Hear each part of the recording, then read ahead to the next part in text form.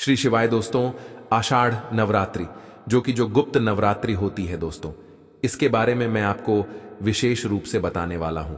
दोस्तों, मैं गुप्त नवरात्रि को आपको वह जानकारी दूंगा जो आपको कहीं और नहीं मिलेगी, क्योंकि दोस्तों आपको बता दें, बल्कि यह आप और हम सबका एक परिवार है जिसमें हम ज्ञानवर्धक जानकारी हर एक व्यक्ति को फ्री माध्यम से पहुंचते हैं। इसलिए दोस्तों हमारे चैनल को जरूर सब्सक्राइब कर ले आप। और दोस्तों आपको बता दें कि जो गुप्त नवरात्रि होती है, इसके कुछ ऐसे ऐसे उपाय होते हैं जिनसे दोस्तों आप अपनी मनोकामना, जो आपकी इच्छा है, उसे आप बड़ी ही आसानी से पूर्ण कर सकते हैं। दोस्तों आपको बता दें कि इससे कई व्यक्तियों को अभी तक हमारी वीडियो से लाभ हुआ है। दोस्तों मैं सौगंध खाता हूं कि आपकी मनोकामना, जो भी आपकी मनोकामना है, वह पूर्ण ना हो जाए तो मुझे बताना। पर उसके लिए दोस्तों आपको बता दें कि इस वीडियो को आपको पूरा ही देखना होगा, तभी मैं आपको सारे उपाय बता पाऊंगा जिनसे आपको लाभ ही लाभ हो जाने वाला है। दोस्तों ऐसी जानकारी आपको किसी चैनल पर नहीं मिलेगी। दोस्तों नवरात्रि में इस मंत्र जा जप करें। मंगला काली भद्र काली कपालिनी दुर्गा क्षमा शिवा धात्री स्वाहा स्वधा नमोस्तुते जय माता रानी। दोस्तों दुर्गा की कृपा सदैव आप और आपके समस्त परिवार पर बनी रहे। दोस्तों आज की वीडियो में आषाढ़ में आने वाली गुप्त नवरात्रि के बारे में। गुप्त नवरात्रि जैसा कि नाम से ही पता चलता है, इस नवरात्रि में गुप्त रूप से मां दुर्गा की आराधना की जाती है, साधना की जाती है और मां को प्रसन्न किया जाता है। कहा जाता है कि गुप्त नवरात्रि में अगर थोड़ी सी भी पूजा की जाए तो उसका फल कई गुना होकर हासिल होता है और गुप्त नवरात्रि की साधना से किसी भी तरह की कामना पूर्ण हो जाती है। इसलिए गुप्त नवरात्रि जो होती है, विशेषकर जो साधक होते हैं, जो तांत्रिक होते हैं, यह जो बड़ी बड़ी सिद्धियां हासिल करना चाहते हैं, आरसी मुनि साधु संत या सन्यासी या फिर जो बड़े बड़े तांत्रिक होते हैं, उनके लिए यह समय नवरात्रि का बहुत महत्वपूर्ण होता है। भागवत में वर्णन आता है 4 नवरात्रि का। 2 गुप्त नवरात्रि आप सभी जानते हैं।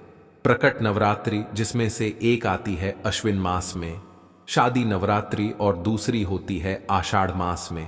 तो यह दोनों नवरात्रि प्रकट होती है, सभी लोग मानते हैं से और बहुत धूमधाम से मनाई जाती है। यह नवरात्रि माता की पूजा आराधना, चौकी लगाई जाती है, जागरण किए जाते हैं, जगमाता के पंडाल लगते हैं जहां पर मां दुर्गा की आराधना की जाती है, बड़ी बड़ी मूर्तियां की स्थापना होती है। तो दोनों नवरात्रि प्रकट होती है, अश्विन मास की और आषाढ़ मास की। लेकिन गुप्त के बारे में बहुत कम लोग जानते हैं।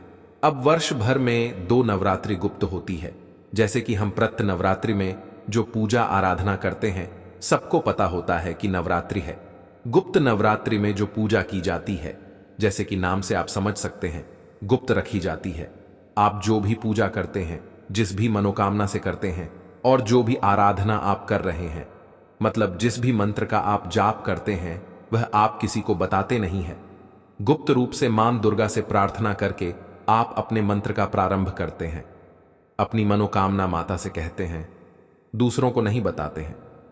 बस इतना ही फर्क होता है नॉर्मल नवरात्रि में और इस नवरात्रि में। वैसे मंत्रों को जपने का और अपने मन की कामना को पूर्ण करने का साधारण तरीका यही होता है। जब हम अपनी बातें या अपने मंत्र, अपनी पूजा पाठ की चर्चा दूसरों में कर देते हैं तो उनका प्रभाव कम हो जाते हैं और इस वजह से कामना पूर्ण नहीं होती है। और हमारे जो पुण्य फल होते हैं, जो भी हम मंत्र जाप करके अर्जित करते हैं, पुण्य फल वह कहीं ना कहीं कम हो जाते हैं। इसलिए गुप्त नवरात्रि में विशेष रूप से ध्यान रखा जाता है कि आप जो भी पूजा पाठ करें, भगवती जगदम्बा से प्रार्थना करके प्रारंभ करें और इसके बारे में किसी से चर्चा ना करें। पूजा पाठ करें, भगवती जगदम्बा से प्रार्थना करके प्रारंभ करें और इसके बारे में किसी से चर्चा ना करें। बस इतना ही है। बाकी वही सुबह शाम की पूजा जिस तरह से आप नवरात्रि में करते हैं, सुबह की मां दुर्गा की पूजा आराधना की जाएगी, शाम को भी करेंगे। इस तरह से आपको भोग लगाना होता है, माता की आरती करनी होती है। दुर्गा सप्तशती का पाठ भी आप इस समय नहीं कर सकते हैं, या फिर आप चाहे तो दुर्गा चालीसा का पाठ कर सकते हैं। इसके अलावा निवारण मंत्र का जाप कर सकते हैं। और इसके अलावा जैसे कि बहुत से भक्तों के प्रश्न आते हैं कि इष्ट देवता कोई और है कि हम उनके मंत्रों का जाप कर सकते हैं। प्रश्न यह है कि क्या वह हनुमान चालीसा इस समय सिद्ध कर सकते हैं? दोस्तों, आगे जानकारी बताने से पहले आपसे एक छोटा सा अनुरोध करना चाहूंगा कि आप अपनी राशि को कमेंट बॉक्स में जरूर डाल दें, क्योंकि हम राशि से अनुसार आपका भाग्य भी बताते हैं, जिससे आपको लाभ ही लाभ हो और धन हासिल, ऐश्वर्य हासिल की जो भी आपकी मनोकामना है, किसी स्त्री को पाना या किसी पुरुष को, वह मनोकामना भी आपकी इस वीडियो को पूरा देखने के बाद पूर्ण हो जाएगी। इसलिए इस वीडियो को अंत में छोड़कर ना जाए, क्योंकि आपने यह तो सुना ही होगा कि अधूरा ज्ञान हमेशा ही खतरनाक साबित होता है। और चैनल के माध्यम से चलिए जानते हैं आगे की। जी हां, बिल्कुल कर सकते हैं। आप किसी भी देवी देवता के मंत्रों का जब इस समय में कर सकते हैं, इस समय में जपा गया मंत्र बहुत अधिक पुण्य फल देता है। नॉर्मल नवरात्रि से कई गुना पुण्य फल इस नवरात्रि में पूजा पाठ का हासिल होता है। इसलिए इस नवरात्रि में अगर आप कोई भी मंत्र जाप करते हैं, किसी भी मंत्र को सिद्ध करने के लिए जाप करते हैं, या आपकी कोई भी मनोकामना है, जैसे कि धन हासिल की कामना हो, तो लक्ष्मी मंत्र का जाप कर सकते हैं। अगर आपकी संतान हासिल की कामना है तो आप चाहे तो संतान गोपाल मंत्र का जाप कर सकते हैं। इसके अलावा जैसे मनचाही विवाह की कामना है तो कटयाल में करते हैं तो उसका फल बहुत अधिक हासिल होता है। इसलिए इस नवरात्रि में आप गुप्त साधना कीजिए, मां दुर्गा की पूजा आराधना करके अधिक से अधिक मंत्रों का जाप कीजिए। तो किसी भी देवी देवता के मंत्रों का जाप इस समय में किया जा सकता है, जिसमें भी आपकी आस्था हो। तो नवरात्रि के पहले दिन आपको सुबह जल्दी उठना है, स्नान इत्यादि से निवृत्त होकर और मां दुर्गा की स्थापना कीजिए। अपने घर में चौकी लगाकर भी पूजा कर सकते हैं आप चाहे तो, या फिर आपके घर में मां दुर्गा आपकी मंदिर में विराजित है तो वहीं पर पूजा कर सकते हैं।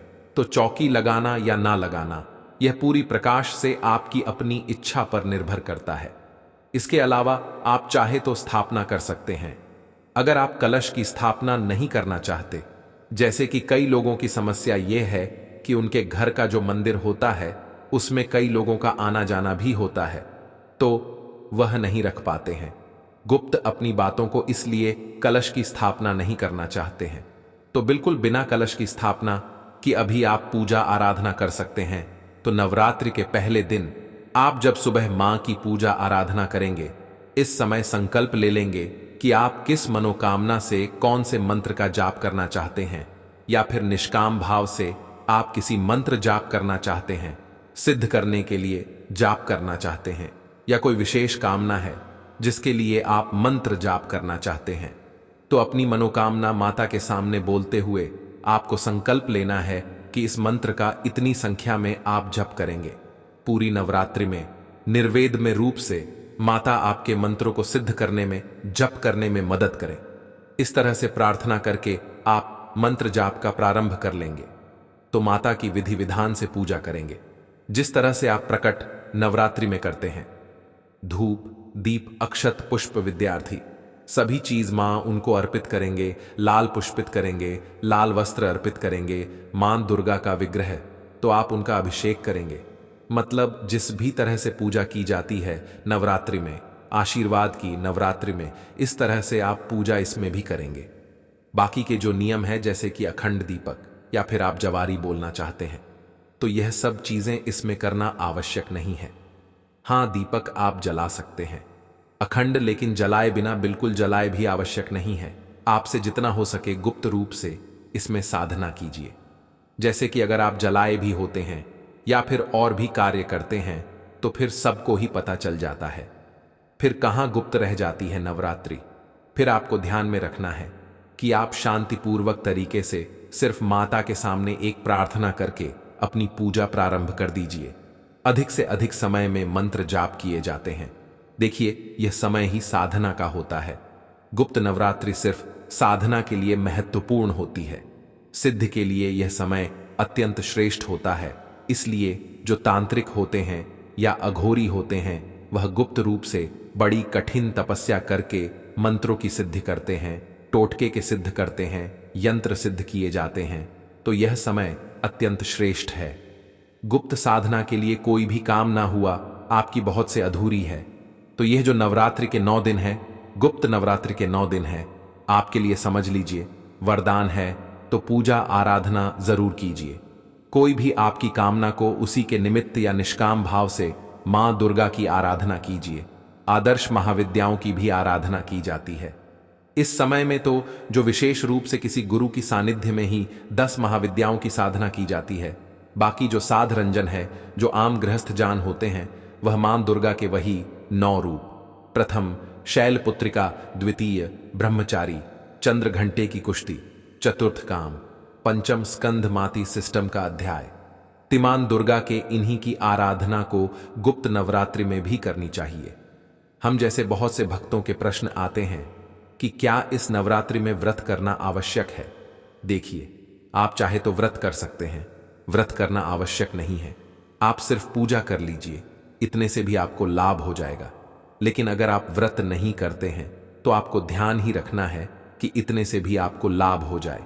लेकिन अगर आप व्रत करते हैं तो आपको ध्यान यह रखना है कि इस समय में आपको बिल्कुल सात्विक भोजन लेना है। लहसुन प्याज आपको नहीं खाना है, बिल्कुल शुद्ध और सात्विक भोजन लीजिए, फिर मां दुर्गा की आराधना कर सकते हैं। अगर जैसे कई भक्तों के प्रश्न आते हैं कि हमारे घर में बाकी के लोग लहसुन प्याज खाते हैं तो फिर हम क्या करें, तो देखिए, बाकी के लोग लहसुन प्याज खा रहे हैं, इससे कोई समस्या नहीं है, आप मत खाइए। अगर आपको पूजा आराधना करनी है, आपके साथ ही रहना है, तो आप नहीं खाई, बाकी सब खा रहे हैं। अगर आप नहीं रोक पा रहे हैं किसी को तो भी परेशान होने की आवश्यकता नहीं है। और जैसे कि कई भक्तों के प्रश्न आते हैं कि इस नवरात्रि में मन को भूख क्या पित्त करना चाहिए। देखिए, भोग में आत्मा को कोई भी वस्तु अर्पित कर सकते हैं, फल मिठाई जो भी आपके पास उपलब्ध हो। विशेष रूप से जो नवरात्रि होती है, मतलब कोई भी नवरात्रि हो, मां दुर्गा को पान के पत्ते पर लौंग बताशा रखकर अर्पित करना जरूरी माना जाता है। तो सुबह और शाम दोनों समय एक पान का पत्ता ले लीजिए और पान के पत्ते पर आप एक बताशा रखेंगे।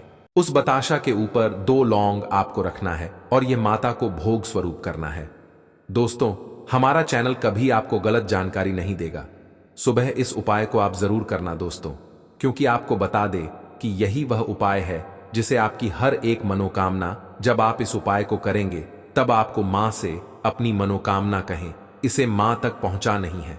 और बार बार कम से कम आपके 7 बार अपनी मनोकामना का जाप करना है। दोस्तों, जरूर करना है और इसी उपाय से आपका जीवन बदल जाएगा। इसके अलावा आप कोई भी वस्तु और अर्पित कर सकते हैं, लेकिन यह आवश्यक होता है। और फिर जिस तरह से आप बाकी का प्रसाद ग्रहण करते हैं, उसी तरह से आप इस पान के पत्ते का भी उपाय कर सकते हैं। मतलब कोई खाने वाला होते ही पान का पत्ता ग्रहण कर सकता है। अगर कोई पान का पत्ता नहीं दिखता है तो बताशा प्रसाद में कर सकते हैं। इसी तरह से लौंग भी आप खाने में उपाय कर सकते हैं, लेकिन इस लौंग का एक बहुत अछूत उपाय भी किया जाता है। फिर सुबह और शाम दोनों समय मन की पूजा आराधना की जाती है, संध्या काल में भी और सुबह भी, और दोनों समय आरती की जाती है। लौंग और कपूर जलाकर मां की आरती करनी चाहिए। सुबह और शाम दोनों समय इससे किसी भी तरह की नकारात्मक ऊर्जा अगर आपके घर में है तो समाप्त होती है, सुख बढ़ती है, सौभाग्य बढ़ता है, माता की कृपा मिलती है। और अब बात करें कि गुप्त नवरात्रि कब से प्रारंभ हो रही है, कब समाप्त हो रही है, और अगर आप कलश की स्थापना करना चाहते हैं तो कलश की स्थापना करने का शुभ मुहूर्त क्या है। देखिए, आषाढ़ मास के शुक्ल पक्ष की प्रतिपदा तिथि प्रारंभ हो रही है। 10 फरवरी को सुबह 4:28 पर और समाप्त होगी। 11 फरवरी को सुबह 12:45 पर तो सूर्योदय कालीन तिथि के अनुसार 10 फरवरी से प्रतिपादन तिथि का प्रारंभ हो रहा है और 10 फरवरी को से ही गुप्त नवरात्रि प्रारंभ होंगी। कलश स्थापना अगर आप करना चाहते हैं तो मां के गुप्त नवरात्रि में कलश की स्थापना करने का शुभ मुहूर्त है। 10 फरवरी को सुबह 8 बजे से सुबह 10 और 10 तक कलश स्थापना का जो शुभ मुहूर्त है वह मीन लग्न में आपको हासिल हो रहा है। मीन लग्न में कलश की स्थापना करने से मां दुर्गा की मां लक्ष्मी की असीम कृपा आपको हासिल होती है। अब अगर आप इस समय में कलश की स्थापना नहीं कर पाए हैं तो एक और मुहूर्त होता है, अभिजीत मुहूर्त। अभिजीत मुहूर्त में भी आप कलश की स्थापना कर सकते हैं। अभिजीत मुहूर्त रहेगा दोपहर में 12:13 से दोपहर 1 बजे तक। इस समय में भी आप कलश की स्थापना कर सकते हैं। अगर आप सुबह नहीं कर पाते हैं तो और अगर आप चाहे तो कल इसकी स्थापना कर सकते हैं। अगर आप कल इसकी स्थापना नहीं कर पाते हैं तो कोई परेशान होने की आवश्यकता नहीं है। बिना कलश की स्थापना किए भी आप पूजा आराधना कर सकते हैं, मंत्रों का जाप कर सकते हैं, सभी तरह के उपाय कर सकते हैं, मां की आराधना कर सकते हैं। कहा जाता देवी भागवत कि गुप्त नवरात्रि में की गई साधना से जन्म कुंडली के समस्त देश का निवारण हो जाता है और अर्थ, धर्म, काम और मोक्ष चारों पदार्थ की हासिल गुप्त नवरात्रि में मां भगवती की आराधना से हासिल हो जाती है। अब गुप्त नवरात्रि में मां दुर्गा के 9 स्वरूपों के बारे में आपने जाना। 10 महाविद्यालय क्या होती है देखिए। पहले महाविद्या है मां काली, दूसरी मां तारा, तीसरी महाविद्या है मां त्रिपुर और चौथी मां भुवनेश्वरी। 5वीं मार्च के छठी मातापुर, भैरवी 7वीं मधुमती, 8वीं मां बगलामुखी, 9वीं मां माटंगी और 10वीं महाविद्या है मां कमला देवी। तो इनकी आराधना करने से सभी तरह की कामनाएं पूर्ण हो जाती हैं। लेकिन 10 महाविद्याओं की आराधना करने के लिए सड़क को किसी गुरु के सानिध्य में ही करना चाहिए। मतलब बिना गुरु के 10 महाविद्याओं की साधना नहीं करनी चाहिए। बाकी पूजा आराधना बिल्कुल आप कर सकते हैं। सटीक तरीके से आप बिल्कुल पूजा आराधना कर सकते हैं, उनके मंत्रों का भी जाप कर सकते हैं। एक आम गृहस्थी जान को, जैसे कि हम सभी को किस तरह से 10 महाविद्याओं की सात्विक तरीके से पूजा आराधना करनी चाहिए, इसकी जानकारी आपको आने वाली वीडियो में मिलने वाली है। तो चैनल से जुड़े रहिए ताकि इस समय में, आराधना के समय में आपको सभी जानकारी समय पर हासिल हो। दोस्तों चलिए अब जान लेते हैं ऐसे कौन से उपाय किया जाए इस दिन, जिससे कि आप धनवान या आपकी जो भी मनोकामना है वह इन नवरात्र के समय में ही पूरी हो जाएगी। दोस्तों इसलिए यह दिया जान लेते हैं, जो कि हमने आपको पहले ही बताया था कि हम कुछ आपको ऐसे उपाय भी बताएंगे जिससे आपको लाभ ही लाभ होगा। तो आज हम लोग जानने वाले हैं कि नवरात्रि में पान का पत्ता कैसे आपकी किस्मत बदल सकता है। चलिए समझते हैं। किसी भी देवी देवता की पूजा में पान के पत्तों का इस्तेमाल जरूरी से किया जाता है। हमारे सनातन परंपरा में, हिंदू धर्म में नवरात्रि के दिनों में पान के पत्तों से ही उपाय कर सकते हैं। नवरात्रि के पहले 5 दिन पान के पत्ते पर चंदन से माता का बीज मंत्र लिख करके उनके चरणों में आप समर्पित करें। माता दुर्गा का जो बीज मंत्र है, इसके बाद 9वीं के दिन इन सभी पान के पत्तों को एकत्र करके लाल कपड़े में आप बांध दें और उसे अपने घर के धन रखने के स्थान में, तिजोरी में, कैश बॉक्स में, लॉकर में आप कहीं भी रख दें। यह उपाय आर्थिक तंगी से छुटकारा पाया जा सकता है।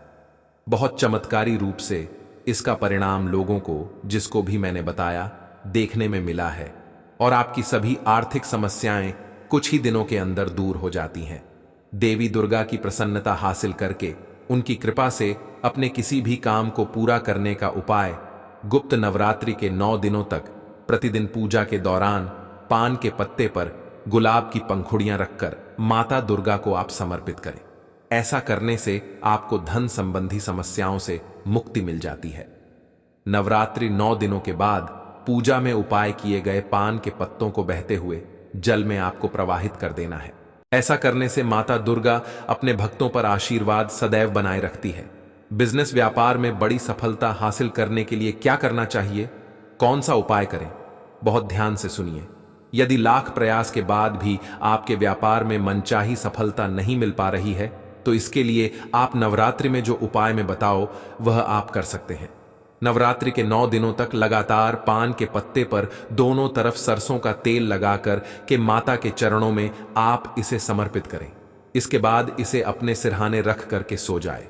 इससे व्यापार में लाभ के योग बनने लग जाते हैं। और जब यह पट्टा कुछ दिनों में मुरझा जाए तो उसको आपको जल में प्रवाहित कर देना चाहिए। तो रात्रि के 9 दिनों तक आपको यह उपाय रोज नियम से लगातार करना होता है। गृह प्लेस से मुक्ति का भी एक बहुत छोटा सा उपाय है, बहुत ध्यान से सुनिए। यदि आपके घर में लड़ाई झगड़ा लगातार होते रहते हैं, परिवार में तनाव निरंतर बना रहता है, तो इसके लिए पान के पत्तों का जो टोटका मैं बता रहा हूं, यह बहुत काम करता है। इसके लिए पान के पत्ते पर केसर रख करके माता दुर्गा को आप समर्पित करें। इस उपाय को बहुत काम करता है। इसके लिए पान के पत्ते पर केसर रख करके माता दुर्गा को आप समर्पित करें। इस उपाय द्वारा घर का वातावरण सकारात्मक बन जाता है, जिससे गृह प्रवेश की समस्या स्वतः ही दूर हो जाती है। आप इस वीडियो को पूरा ही देखें, क्योंकि अधूरा ज्ञान हमेशा खतरनाक ही होता है। चलिए जान लेते हैं। ऐसा कौन सा भोजन है जो हमें नहीं खाना चाहिए? एक प्रकार से कहा जाए कि ऐसा कौन सा 3 तरह का भोजन होता है जो हमें भूलकर भी नहीं करना चाहिए। इसके बारे में दोस्तों मैं आपको संपूर्ण जानकारी बताऊंगा। पर दोस्तों, जानकारी बताने से पहले यह भी कहना चाहूंगा कि आप इस वीडियो को लाइक जरूर कर दें और इस चैनल शास्त्र गुरु वाइस को जरूर सब्सक्राइब करें, क्योंकि इतनी ज्ञानवर्धक जानकारी आपको कहीं नहीं मिलेगी। दोस्तों, इन 3 तरह के भोजन से मनुष्य की आयु कम होती है। इस प्रसंग में एक प्राचीन कथा है। इस कथा के माध्यम से हम आपको बताते हैं कि मनुष्य को किस तरह का भोजन करना चाहिए, भोजन करने का सही तरीका और सही दिशा कौन सी है, भोजन कब करना चाहिए तथा भोजन शुरू करने से पहले क्या बोलना चाहिए। दोस्तों, एक बार की बात है, देवर्षि नारद भगवान श्री कृष्ण से मिलने के लिए द्वारिका नगरी में पधार हैं। तब भगवान श्री कृष्ण देवर्षि नारद को देखकर उनका स्वागत करते हुए कहते हैं, आइए देवर्षि, द्वारिका में आपका स्वागत है। आज किस प्रयोजन से आप द्वारिका में पधारे हैं? अवश्य ही कोई महत्वपूर्ण समाचार लेकर आए होंगे। तब देवर्षि कहते हैं, हे प्रभु, आप सब कुछ जानते हुए भी पूछ रहे हैं। मैं आज आपके पास मेरी एक शंका का निवारण करने के लिए ही आया हूं। कृपया आप अपने इस भक्त की दुविधा को दूर कीजिए। तब श्री कृष्ण मुस्कुराते हुए कहते हैं, हे देवर्षि, मैं अवश्य जानता हूं कि आप किस दुखी हैं और आपके मन की दुविधा को भी मैं अवश्य जानता हूं। इसीलिए आपके मन में जो भी शंका है अथवा प्रश्न है, आप निसंकोच होकर पूछिए। मैं आपकी शंका का निवारण अवश्य करूंगा। देवर्षि नारद कहते हैं, हे प्रभु, मेरे मन में आज यह जानने की इच्छा है कि मनुष्य को किस तरह का भोजन करना चाहिए, किस तरह का भोजन मनुष्य की आयु बढ़ाने वाला होता है और किस तरह का भोजन आयु को कम करने वाला होता है। हे प्रभु, मनुष्य को भोजन किस दिशा में मुख करके करना चाहिए, भोजन करने से पूर्व कौन सा मंत्र बोलना चाहिए, कृपा करके आप मुझे इन सभी प्रश्नों के उत्तर दीजिए। तब श्री कृष्ण कहते हैं, हे देवर्षि, आज आपने समस्त मनुष्य जाति के कल्याण के लिए बहुत ही महत्वपूर्ण प्रश्न किया है। यह बात सत्य है कि मनुष्य जिस तरह का भोजन करता है उसी के अनुसार उसका स्वभाव, भाग्य और उसका अगला जन्म निर्धारित होता है। हे देवर्षि, इस विषय में एक प्राचीन इतिहास है जो मैं आपको सुनाता हूं। त्रेता युग में यह कथा महर्षि अगस्त्य ने भगवान श्री राम को सुनाई थी, इसीलिए इस कथा का महत्व बहुत अधिक है। इस प्राचीन कथा के माध्यम से आपको आपके सभी प्रश्नों के उत्तर मिल जाएंगे। इसीलिए आप इस कथा को ध्यान से पूरा अवश्य सुने और इसका प्रचार करें। जो भी इस कथा का श्रवण करता है उसके समस्त पापों का नाश होता है और उसे वर्षों तक दान करने का पुण्य मिलता है। देवर्षि कहते हैं, हे प्रभु, मैं इस कथा को अवश्य सुनना चाहता हूं। इस कथा को मैं ध्यान पूर्वक सुनूंगा और इसका प्रचार पृथ्वी लोक पर करूंगा। श्री कृष्ण कहते हैं, प्राचीन काल की बात है। उस समय एक बहुत बड़ा जंगल था। उस जंगल का आकार 100 योजन था, लेकिन उस जंगल में कोई भी पशु और पक्षी नहीं रहते थे, केवल वृक्ष और पेड़ पौधे ही थे। कोई भी पशु उस जंगल की तरफ नहीं जाता था, लेकिन उस जंगल के मध्य भाग में एक 4 कोस लंबी झील थी और केवल उसी झील में हंस, बदख तथा पशु पक्षी रहा करते थे। एक बार अगस्त्य मुनि उस झील के पास से गुजर रहे थे तो उन्हें एक बहुत ही अजीब चीज दिखाई दी। उस झील के पास एक बहुत बड़ा आश्रम था जो बहुत पुराना हो गया था, लेकिन फिर भी अत्यंत सुंदर और पवित्र दिखाई पड़ रहा था। उस आश्रम में कोई भी तपस्वी नहीं रहता था। वह आश्रम पूरी प्रकाश से खाली था। अगस्त्य मुनि एक रात के लिए उस आश्रम में ठहर गए और सुबह उठकर वे उस झील के पास चले गए तो उन्हें रास्ते में एक मुर्दा अर्थात लाश पड़ी हुई दिखाई पड़ी। शरीर से अत्यंत बलवान और हष्टपुष्ट था, जिसे देखकर मालूम होता था कि वह किसी तरुण पुरुष की लाश है। उस लाश को देखकर अगस्त्य मुनि सोचने लगे कि यह कौन है, इसकी मृत्यु कैसे हो गई तथा वह इस जंगल में आखिर कैसे आया होगा। उस मरे हुए आदमी के बारे में जानने की अगठिया मुनि को जिज्ञासा हुई। तभी अचानक आकाश में उन्हें एक दिव्य विमान दिखाई पड़ा और वह दिव्य विमान उस झील के समीप आकर रुक गया और उस विमान से दिव्य पुरुष उतरा और वह उस झील में नहाने के लिए चला गया। झील में नहाने के बाद वह बाहर आया और उस मुर्दे का मांस खाने लगा। उसने भरपेट उस मोटे ताजे मुर्दे का मांस खा लिया और फिर से विमान में बैठकर स्वर्ग की ओर जाने लगा। तभी अगस्त्य मुनि ने उस दिव्य पुरुष को आवाज लगाई, हे दिव्य पुरुष, तुम कौन हो? तुम देवताओं के समान दिखाई पड़ते हो, किंतु तुम्हारा भोजन बहुत घृणित है। तुम मुर्दे का मांस क्यों खा रहे हो? भोजन भला कोई देवता कैसे कर सकता है? फिर उस स्वर्गवासी दिव्य पुरुष ने अगस्त्य मुनि की तरफ देखा और उन्हें हाथ जोड़कर प्रणाम करके कहने लगा, हे विप्र, आपको प्रणाम है। मैं आपको मेरी कहानी सुनाता हूं। पूर्व काल की बात है। विदर्भ देश में मेरे महायशस्वी पिता राज्य करते थे।